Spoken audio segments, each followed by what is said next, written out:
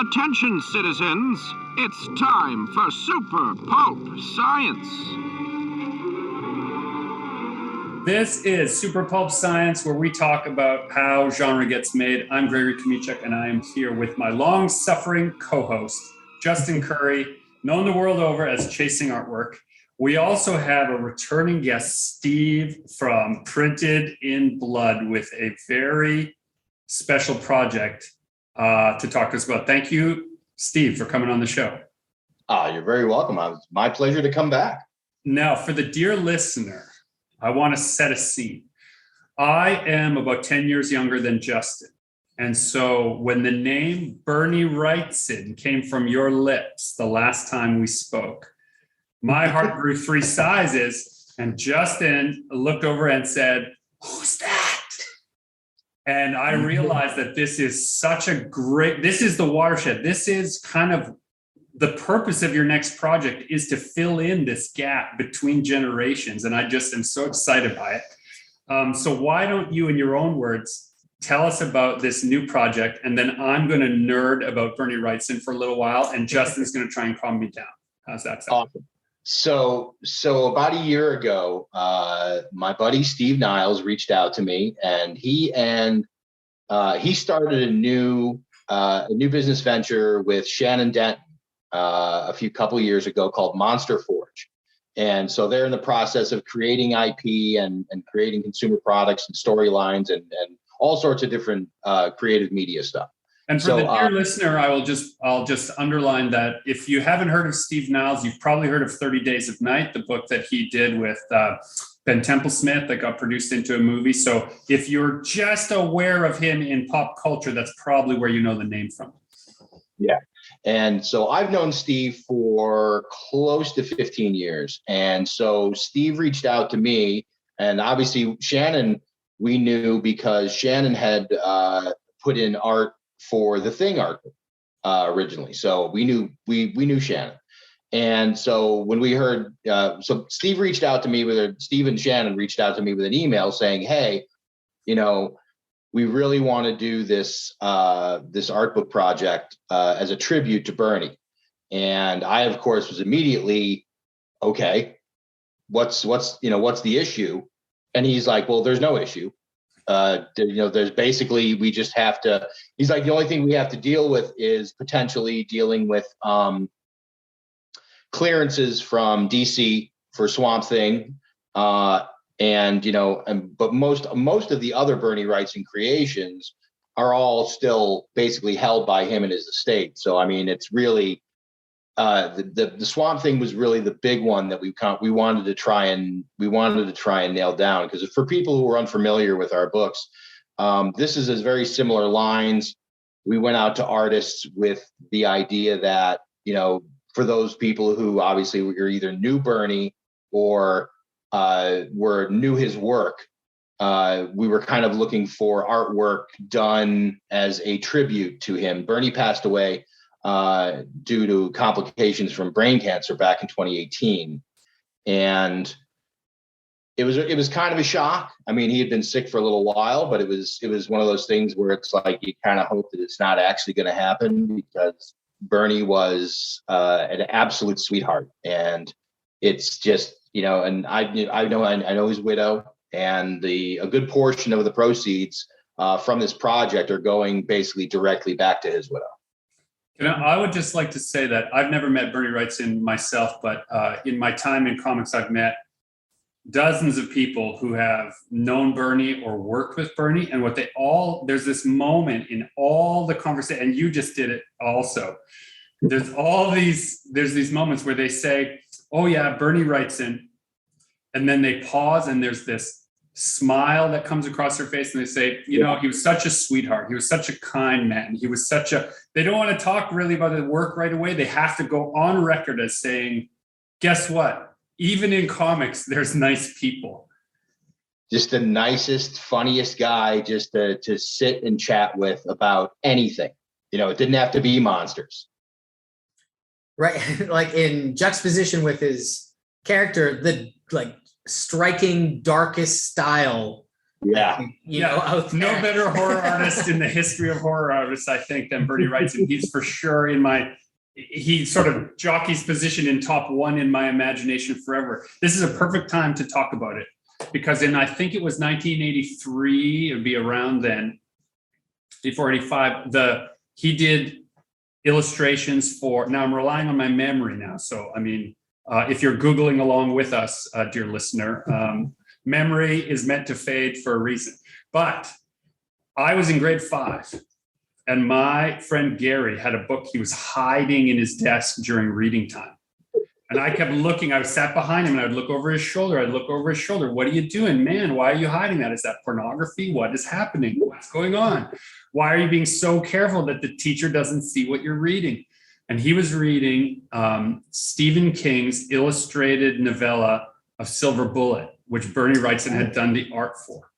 Yep. And at recess, we went to the corner of the gym and the library building, and we were flipping through this Wrightson art that we were convinced we would get in so much trouble if our middle school teachers saw us with.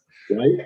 Which, if you look at now, if you're by the Google box and you look up Bernie Wrightson Silver Bullet illustrations, you'll see there are these lavish, horrific illustrations, but they are actually absence of any real horrific imagery. Yeah, the only one is where he's reaching into the car and ripping the guy's face off. That's right. There's one absolute savage one, but the rest are a masterclass in building suspense within a single image. And I didn't realize that in grade 5, what I was feeling. But as a adult illustrator looking through his work, I realized how much attention is paid to composition, to the weight of light and dark in every line. He was a master from a young age. It's frustrating. He's the kind of guy, Justin, that you and I, when we see and we realize, oh, they're already good and they're only going to get better forever. Yeah. He was one of those illustrators that early on his brain just clicked and it worked every time. Yeah, and our tribute book is going to contain not only a lot of artwork by a lot of really amazing artists, but it's also going to be a collection of remembrances from a lot of the writers and stuff in comics and film who knew Bernie and worked with him on because Bernie did a lot of behind the scenes concept stuff for movies that people don't really know about because it never really got out there. Like they only released maybe 2 or 3 years ago, somebody actually found a bunch of his old original concept stuff he did for Ghostbusters back in '83.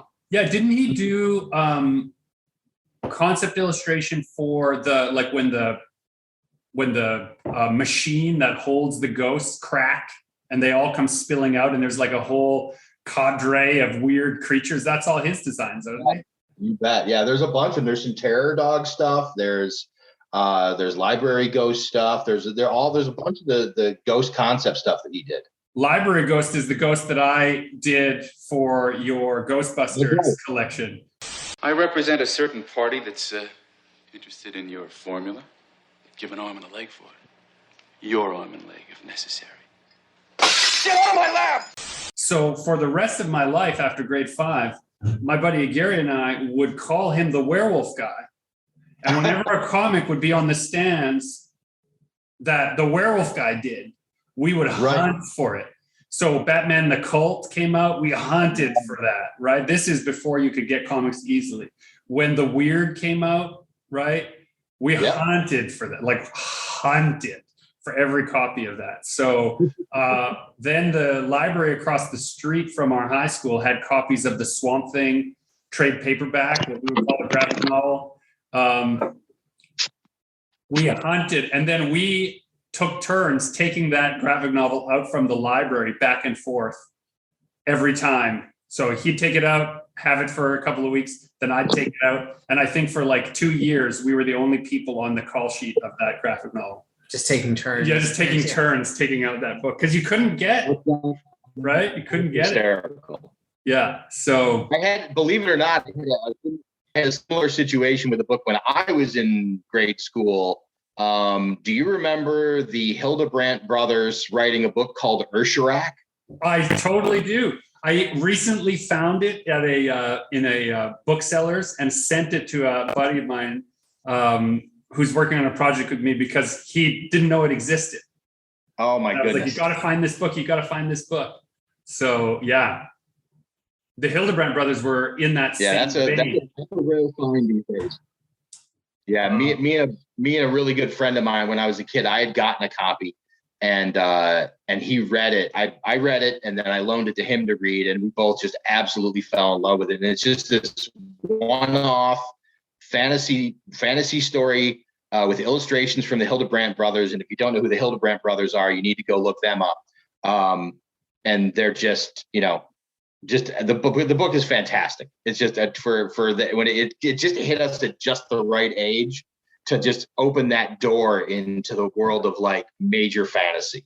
See, and the Hildebrandts, like Wrightson, approached genre illustration with the same detail and care that fine artists of eras long past did. And I think that's why it resonated so much, became so foundational in horror. I've recently started finding his work in all the old Warren publications. Like I've got a little source of old Warren stuff. So I'm like, hey, what do you got? What's with Bernie? Got anything with Bernie? Find me a Bernie. Right. It's interesting because when you're putting together a tribute book, I have to ask, how do you pick from a person who had such a long life, who is so well appreciated and is got thousands upon thousands upon thousands of illustrations, and each one is a masterpiece? How would you choose? So with this project, it's really about other people's remembrances and tributes to Bernie. So there's really the majority of the book is people's interpretations of Bernie's work. We are including some unseen before Bernie stuff that we're getting from his widow.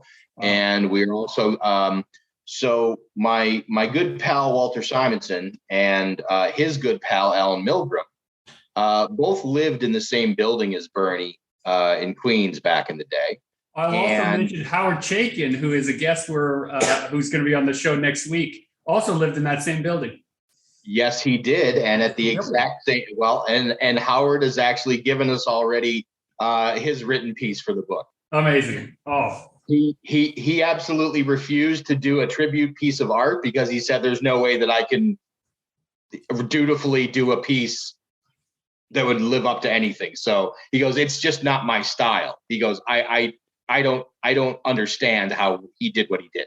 Oh yeah. So yeah, and that was kind of my question as well. Like when other artists are contributing to this book, are they going to be trying to capture some of his stylistic approach? Some of them have. Yeah. Some of them have. And a lot of them are just doing monsters that he's well known for, or characters he's well known for, in their own style. Okay. So it's kind of a mixed bag. I have in my hand here, I know this is an audio medium, but this will be for Steve's gratification. I have one of the prized possessions of mine because I heard that it existed, but I found it from an old bookseller. It's an Art of Wrightson, Volume 1. It was printed, I think, in the 90s. Let me see, 96, I think. Yeah, 96. Sideshow Incorporated did this series of Art of Bernie Wrightson's as pop-up illustrations. Oh, my goodness. So it's layered illustrations of Bernie Wrightson art. So they literally reach for you right out of the page. Nice. And they're faithful recreations, but they add that. The feeling I had as a kid that his illustration would just literally come to get me if I wasn't careful is the feeling they tried to capture in this book. But that's fun. Speaking to Justin's point, how could anyone do justice to the sun? Yeah. Well, and that's your argument. I don't think anyone's going into this thinking they're going to mimic Bernie's style and get away with it. The closest one will probably be Kelly Jones. Oh yeah, yeah. But if you were to ask him that question outright, he would probably laugh.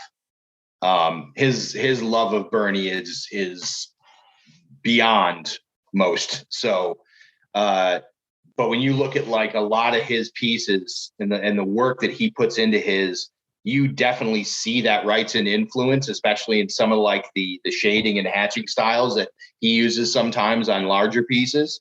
Yeah, Kelly Jones is what am I thinking of? Was it called Red Rain, the Batman vampire piece? That seems like a love letter to Bernie Wrightson.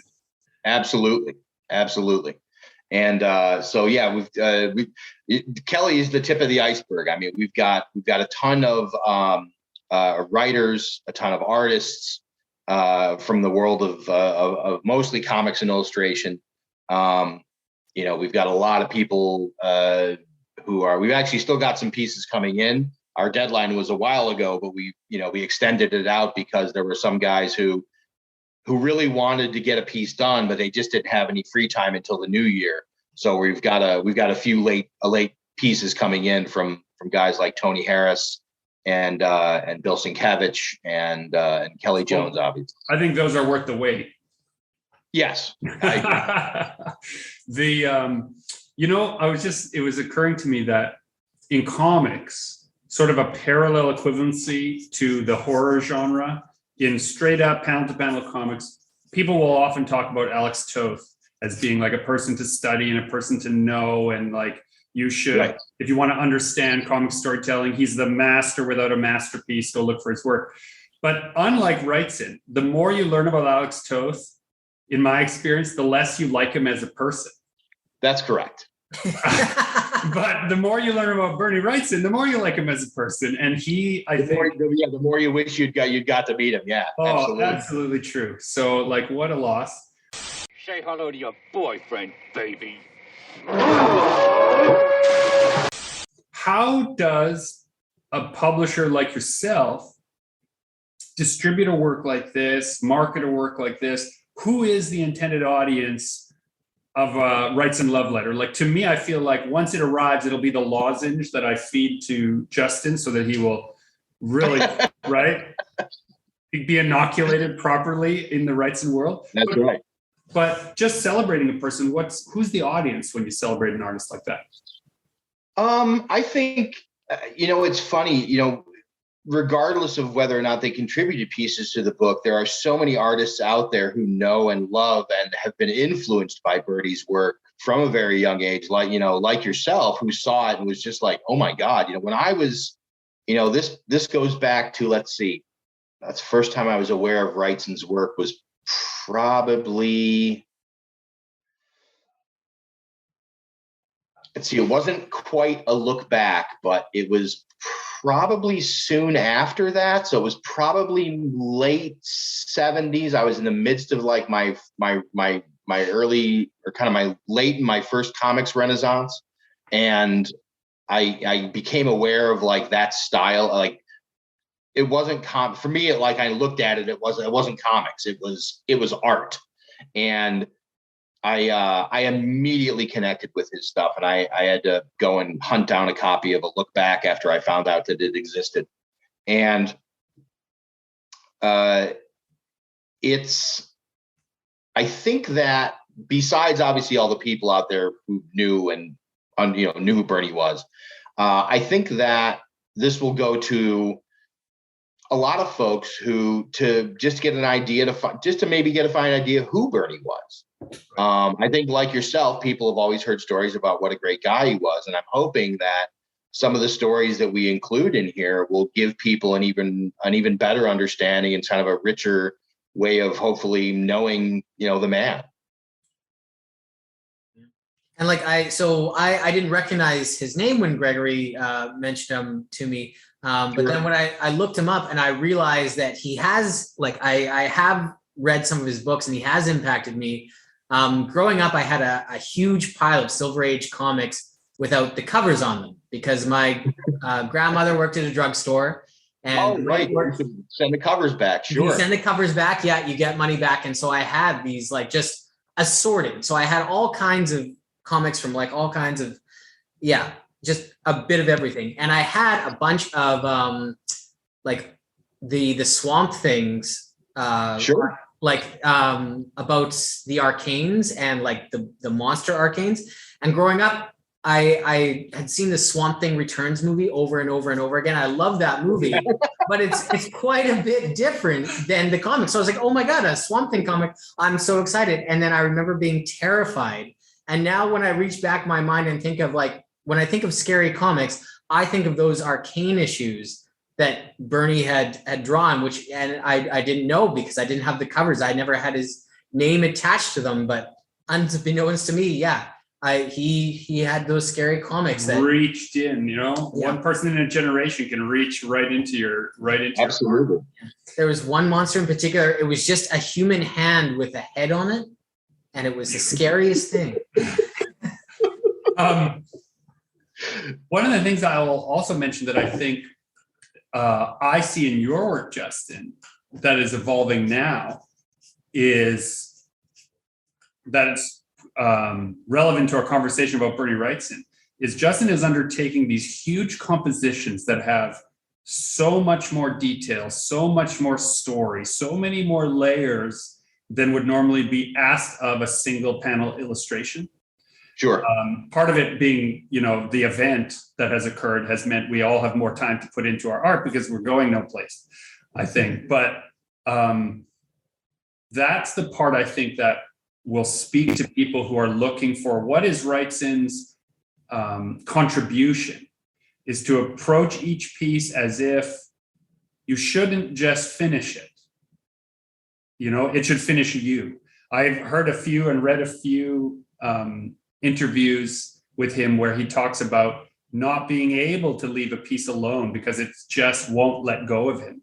And so he has to go back and add another line and add another piece. And in contrast to that, so Bernie shared a studio for a short time with Walter, and Walt has an absolutely beautiful half-finished splash page hanging on the wall of his foyer in his home that Bernie had inked of Batman and decided he didn't like it and had dropped it in the trash can. So the amount of pieces that Bernie probably started and threw away is mind-boggling to most of us who have grown to know and love what he did. And just to think of all that work that ended up in a landfill somewhere. Yeah. But isn't that also part of the tribute, is that when you're looking at a person's body of work, you tend to accept it as the only thing they did instead of the final point in a series of mistakes they have to make in order to get that. Sure. Right? Sure.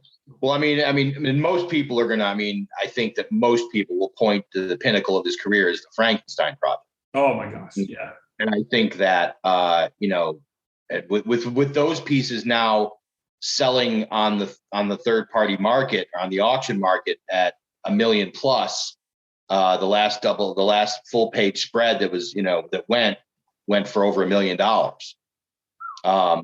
And I'm quite honestly, rightly so. I mean, it's when you look at the piece, I think that most people who understand art and how long art takes, especially that style, would look at that piece and just go, well, how long did that take him to draw? A week?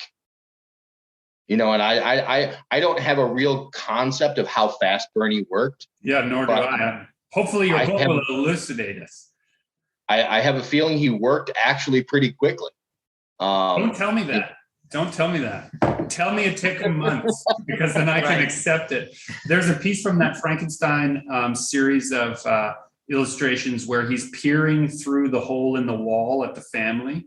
Yes. And the chiaroscuro effect of just the cross-hatching, creating a perfect, in my opinion anyway, a perfect 2D representation of light in a dark space. I've never seen it done better. I try all the time to get even close to pick up the crumbs of setting lighting in that way. Is it black and white or It color? is black and white. Oh yeah, even harder. Yeah, it's just totally wow. So your partner or Steve Niles comes to you and says, we want to make this book, this tribute to Bernie. How much of that is printed in blood then saying, okay, this is the shape of that book, and how much is it, Steve? And I'm afraid I've forgotten his wife's name. Well, his wife's name is Monica, but his partner's name is Shannon.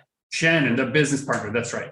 So how much of it is Steve and Shannon coming to you and saying, this is our tribute, take it or leave it? And how much is printed in blood saying, what about this? What about that? How does that relationship feel like? I'd be curious to know how that works. Really good. I mean, like I said, I've known Steve a really long time, and I've known Shannon long enough that they know what we do. They trust us. As I said, I know Bernie's widow, Liz, and she trusts us. And it's been really, so far, it's been super easy. We've been able to just be able to do what we do. Once we get into the first solid layout of the book, I think is where we'll get our first real taste of that.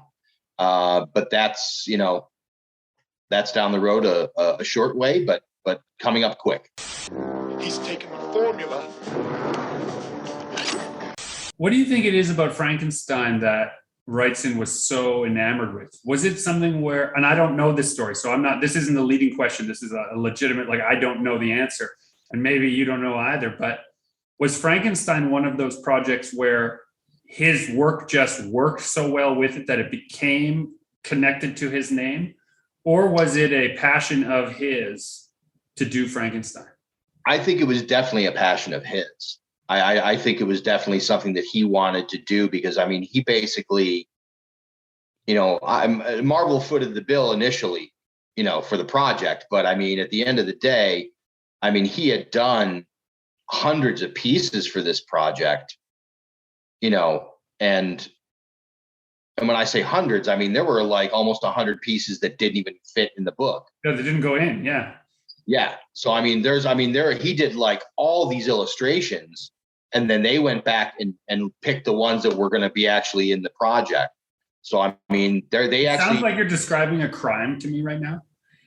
Well, no, it's not that, because actually you can find, there was a small perfect bound paperback that was published back around the same time. I can't remember the name of the publisher, but it's called The Unseen or the Unpublished Frankenstein Images. Oh my gosh. And it's probably 64 or maybe 80 pages. And it's just a perfect bound 8.5 by 11 paperback that was put out. And it was, it's pretty hard to find. You've given me my new must find. I thought my must find Bernie Wrightson thing was The Man Who Murdered Himself, which I've never been able to put my hands on a real copy somewhere, which I think is one of his first comic book projects. Okay. Which is just, that's just how it is. And yes, it's true, internet users, you could find someone and just pay for it and have it shipped to you. But has never been my relationship with Bernie's stuff. I love finding a bookseller's room and then asking them, and a bookseller usually says, "Oh yes, we keep the Wrightson stuff over here, sir." Right, those are my favorite moments with Bernie Wrightson. It's like going into the dusty old library and finding the ancient manuscript. It feels like, but it's like sure. No, I needed to track down a copy of A Look Back. An additional copy of A Look Back, because I have my copy, which I try not to take off the shelf and look at too much, because the original production on it was such that the glue that they used on them dried out very quickly, and a lot of the page signatures come out of it. But I had to track down a second copy to be able to actually look at and use on a more regular basis. So I have a copy that's in a dozen pieces that I keep in a pile next to my desk. Now, I can assure any listener that all the printed in blood books that we have here, they're all sewn binding. So you won't ever have that problem with the printed. You will not have that problem with our book. Absolutely. Although I kind of almost want to do it as a tribute to that. Crappy glue that'll fall apart, just like you're sad. Crappy glue that'll fall apart in 10 years. I'd like to do that if possible. A complete return to my relationship with Bernie Wrightson is how sad I am when the original copies fall apart. Yeah, the more fragile it is, the more valuable it becomes, right? Yeah, maybe that's true. I'll tell you a very quick. That's true. I'll tell you a very quick Steve Niles Frankenstein story related to Bernie. I think it was right around the time that he must have been working on Frankenstein Alive with Bernie. Okay. And he was a guest of a show I was at, and just by hook or by crook, he happened to come through Artist Alley where I was, looked at a book I was working on, picked up a copy, and I always do free sketches in the front of the book. Now I know who Steve Niles is by sight. He doesn't know me from, certainly from the crowd. So I'm like, oh, that's Steve Niles. I'm excited, right? I'm excited because I really admire his work. I really think but I'm just playing it cool. And I'm like, oh, thanks for, I appreciate you picking up my work. And I'm about to turn and ask him for a sketch, but I know who he is. I know exactly what he's going to ask for. But I do anyway. I'm like, is there anything in particular you'd like me to draw for you? And I could have timed it to say Frankenstein at the same moment he said Frankenstein, because I just knew that's what he'd ask. Right. But it was also the first time I'd ever drawn Frankenstein in my life. I realized. And now I'm standing in front of someone who usually spends time with Bernie Wrightson's Frankensteins, and I have to draw Gregory's shitty Frankenstein for Steve Niles. So it went from being like a high point to a like, oh no, what have I done? The realization sinks in. Yeah. So that's amazing. So who else can you tell us from comic book land or from horror magazine land is contributing work to the book that you're allowed to tell us about so far? You've mentioned Sienkiewicz already, incredible. We got Tony Harris, Kelly Jones, Joe Jusko has a beautiful piece that he worked on a number of years ago that actually was working with Bernie on. Him and Joe and Bernie were close friends, and they had always wanted to do a piece together. And so Bernie had penciled out this image and then left a roughly penciled figure in the center for Joe to finish. And then so Bernie sent the pencils to Joe, and then Joe put his piece in and then sent it back to Bernie, and Bernie finished out all the rest of the background. And then ended up sending the piece to Joe as a gift. Wow. So Joe actually sent us a copy of not only the pencils, but also the finished inks, wow. as well as the story behind the whole thing. We've got pieces. We've got a piece from Liam Sharp. We've got a piece from Dan Brereton. Brereton, of course, he's got to be. Yeah, is, now that you say it, I've never put those two things together, but that painterly style for sure. Oh yeah, absolutely. Obviously Kelly Jones. I'm just trying to think off the top of my head. There's a lot of, it's funny, a bunch of the artists who we work with fairly regularly on our books really produced some very nice pieces. We have a lot of monster guys who do work with us, and we work on so much sort of IP based, branded kind of stuff that this is a nice stretch for them, because they can really just kind of like create and be artists. And there's a freedom that, they don't have to stick with any kind of likeness. They don't have to stick with any kind, they can just do like a really cool werewolf, and it's all good, because werewolves, baby. Yeah.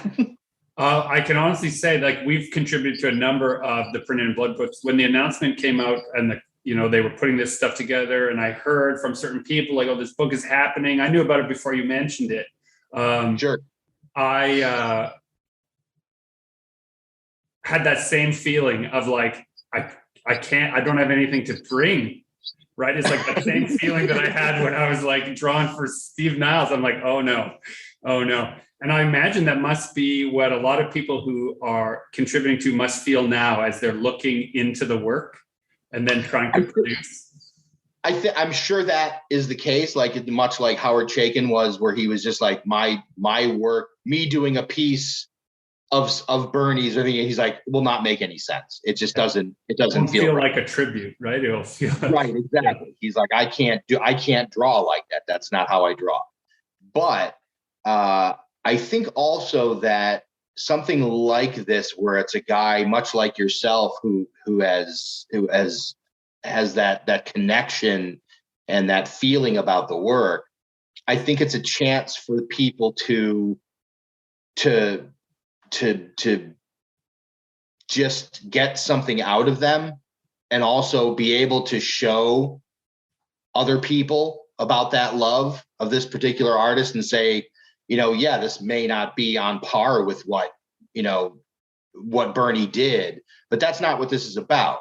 This is about how Bernie's work affected people, and it's fun to see a lot of these guys whose work has moved into one style or another, but you can still get a really strong sense of that influence, either early on or still kind of underlying the work that they're doing today.